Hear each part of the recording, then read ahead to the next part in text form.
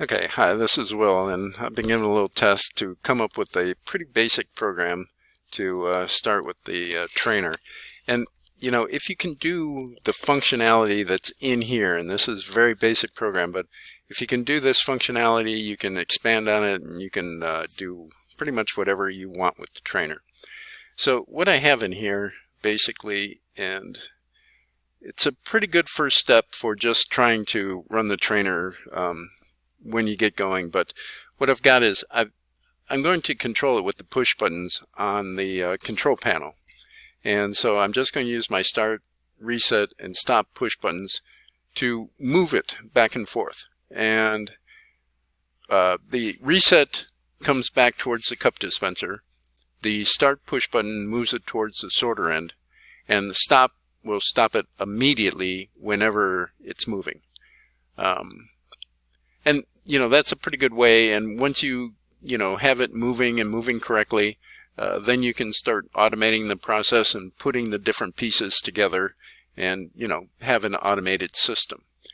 Now what we have here is and I'm using the sensor at every position, and I think that's the best way to start out.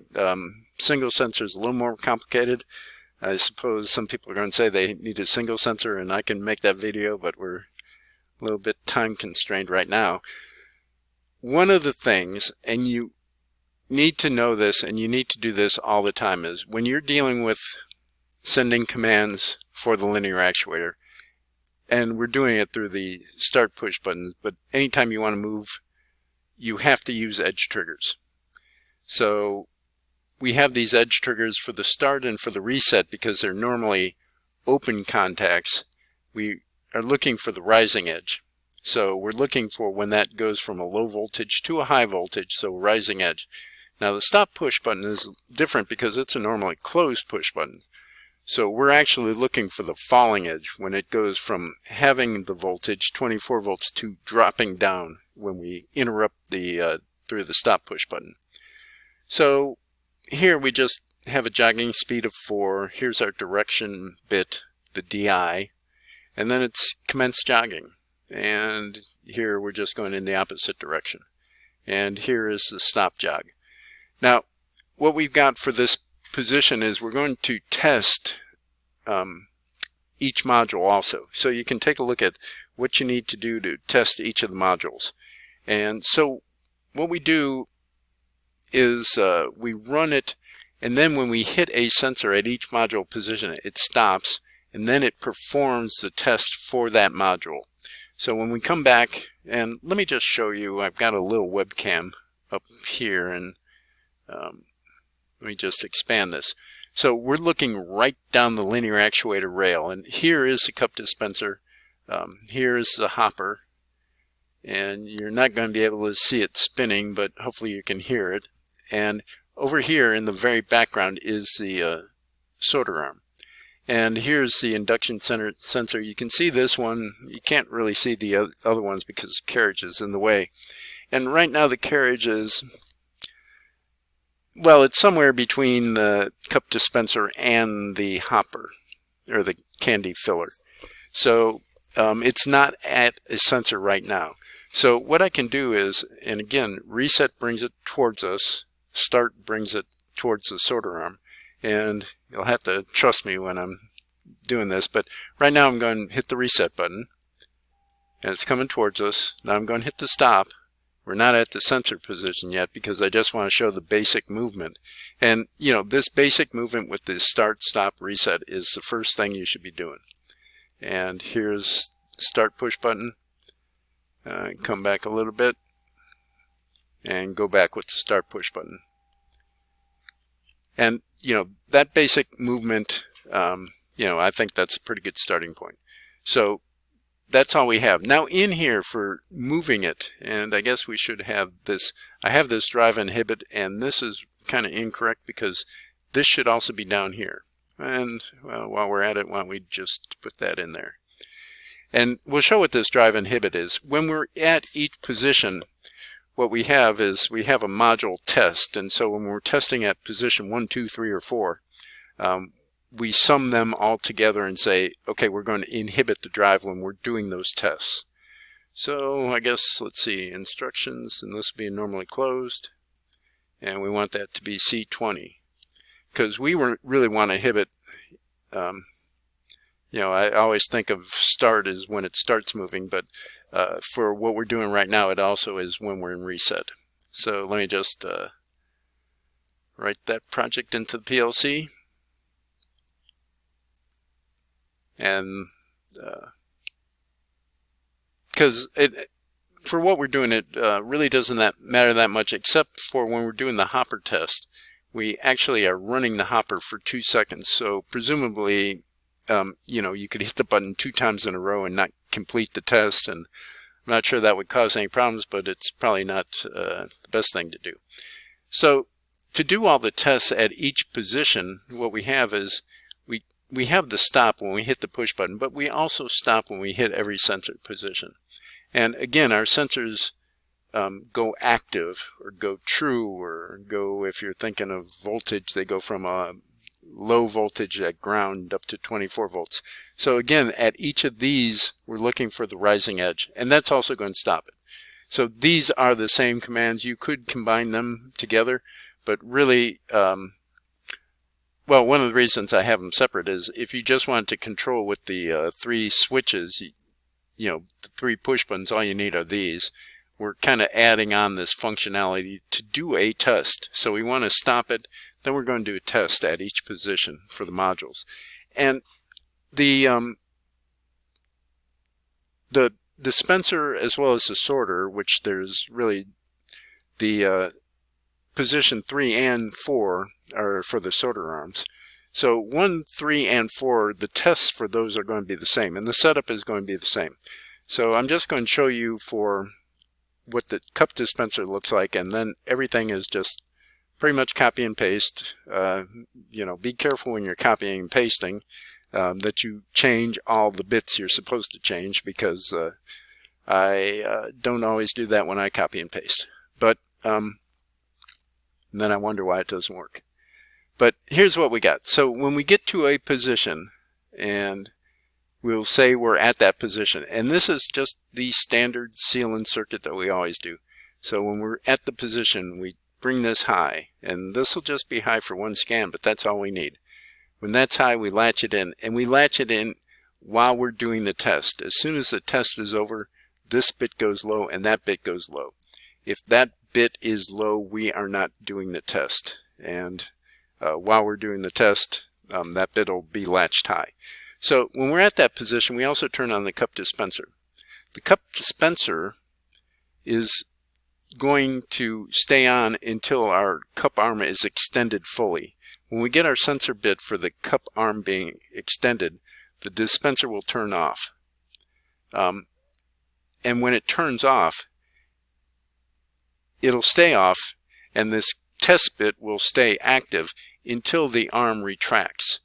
So we turn on the dispenser arm when we're at the position, and the dispenser, the solenoid, stays active until the arm extends. When it extends, then this seal-in circuit turns off and it starts to retract. When it is fully retracted and we get the sensor that says it's in the fully retracted position, this test is over. When that test is over, at position 1 bit goes low, and that interrupts this circuit. So I'm not sure that at position 1 is exactly appropriate, but we'll leave it at that. So this is the setup for a cup dispenser and also for the sorter arms. Exactly the same thing, just different bits. So, you know, for the first sorter arm, it'll be X103. And then it'll be at position 3, and then it'll be the sorter arm, and so on. Now, the only difference with the sorter arm is the sorter arm starts out in the extended position, and it retracts, and then it goes back to the extended position. So it's a little different in our bits, but you know, that's just the way that the pneumatics are set up. Now, for the hopper's, well, it's the same concept, but we have to put a timer in there because we want to run it for 2 seconds. And 2 seconds is, you can put anything you want in there. But, that would be a good thing if you're getting started. You can kind of adjust that time. You can put it in whatever you want. Now, right here, it's in seconds. And let me just click on this really fast and see if it wants to. This is the unit seconds, but if you wanted, because here the seconds are in 1, 2, or 3, but if you wanted a second and a half, you can go to milliseconds, and then if you want a second and a half, it would be 1500. So, you can get more accurate or whatever accuracy you want if you're just trying to test out and figure out, how long that timer should be on to fill up the balls or the Skittles or whatever you're using for the appropriate amount. You can do that. And so what we have is, when we're at that position, we say we're at that position, but and it's a little bit different, because as soon as this goes high to say we've timed out, is we want to unlatch everything that's latched down here. So we want the timer enable to be unlatched right here so it doesn't re-trigger. And it probably wouldn't anyway, but I always put everything that, when this timer goes high, everything that gets uninterrupted should be the very next rung to just make sure that it turns off immediately. So when we're at that position, we turn on the timer enable, and the timer enable stays active until it times out, and then it goes low again. We interrupt this circuit. This one's low backwards just because I didn't do it quite right. But then again, when the timer enable goes high, that's when we're doing this test. And we do the test until, again, the time's out. And then the motor is on while we're doing the test. So while we're doing the test, the motor's on. And actually, you could probably get rid of this rung 11, and you could just make, instead of timer enable, you could make that position 2, but this is the way we did it, so that's what we've got. And so, position 3 and position 4 are just the same. Now, one of the things, and when I was doing this code, I came up with a warning when I did the code, and it's one thing, and it's kind of important to always remember. So both of these tests are going to turn on the sorter arm. So I've got 2 outputs that I want to turn on the sorter arm. And my warning was, I had the sorter arm, which is bit 103. I had it turning on here for bit 103 here, and I also had it over here because I want to turn it on twice. You should never try to turn an output on in 2 different places. That is very bad practice. So I got the warning, and it probably would have run. It might have run, and it might not have, because one might have turned it on and the next one might have turned it off. So in those cases, what you do is you say, okay, I've got this bit that I want to make it active when it's at slot 3 position, and I've got another one at slot 4. And that is what's going to turn on my actual solenoid that controls the sorter arm. And the final thing in this program is this drive inhibit that we talked about. So when I'm doing test 1, test 2, test 3, or test 4, during that time period I'm doing that, I'm inhibiting the drive. So that, once again, from what we originally said, is we can't be pushing buttons all the time and making it work like that.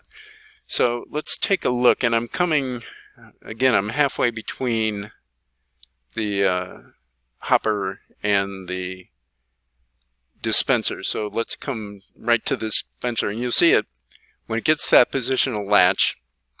The solenoid will stay high, and you'll see it come out, and then when it retracts fully, the test will be done. And when it's done with that test, it's just going to stay there until I hit, and because we're at the first position, I'll have to hit the start push button to get it moving away from us. So I'm going to hit reset, and it's going to come towards us. And you can see it there, and it'll hit this sensor, and you can see, because I put in that extra bit, I have to re-download the code. So let me put it in there and make sure my bits, and when you do this, you should always make sure that you have some bits turned on in the cyan color, because that'll tell you that you're actually doing the monitoring stuff. And let's go back here. And so now we can see, and so it just did the retracting thing because again it started out right on the sensor, and that's going to happen because this is just a little simple program. Well, let me move it off base here a little bit with the start push button and take a look at that again and look at the code. So now it's now we're going to bring it back to with the reset, and we should go right there. Now you can see the code. It's doing the cup dispenser, and then it comes out of the test. Now if I hit start, it's going to go towards position 2. And you'll see the timer timeout for the 2 seconds. You'll see it's at the position. It'll latch up until the timer times out, and then everything disables.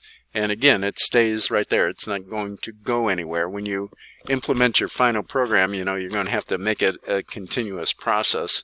But again, if you can get these steps down, you should not have any problem of getting it work the rest of the way. So let's go to the solder arm. You can see the solder arm move, and let me go to the logic. Yeah, didn't want to do that. Let me move down to the logic for solder arm position 4. We can see that, and for 3 and 4 they're exact same logic. So you can see, and you know that happens so fast with it. Doesn't really show up on here. I guess it does sometimes depending on how you're looking at it. But if we want to come back, we're going to hit the reset. So here, and let me make this full size here, and we can watch this. And one of the things with this program, so reset's going to bring it back towards us. And there you can see the solder arm. Now, it doesn't have to come all the way back to the cup dispenser. If I want to go back towards the solder position number 4, I just hit the start push button. And that'll send us back that way. It'll do its test again, and now I'll come back all the way to the cup dispenser, and you can kind of watch it.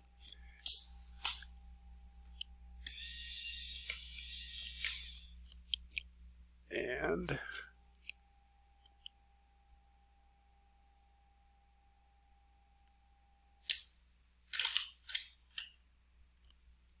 if we want to go back to the hopper, and hopefully you can hear the hopper. You know, we can't visually show it like we can show the arms moving forward, but I think you can hear the motor grinding away a little bit when it gets into position.